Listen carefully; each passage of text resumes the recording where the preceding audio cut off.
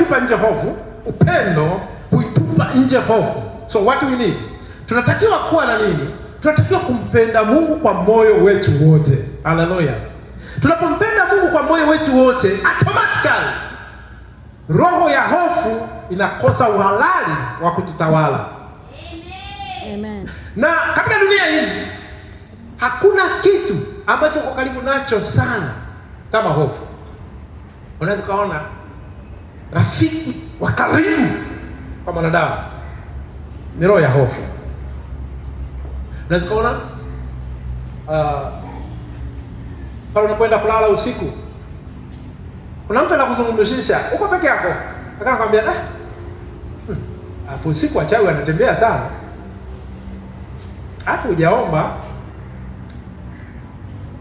inakuzungumzisha hivi, ukilala hivi na hivi kesho taamka. Uko peke yako, inakwambia.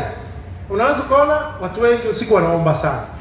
Unaweza kufikiria wapendwa wameokoka vizuri hao, wanaomba usiku pita kwenye nyumba za watu. Usiku maombi ni ya moto. Lakini maombi yao sio maombi kwamba wanajua wanachoomba. Wanaogopa kulogwa.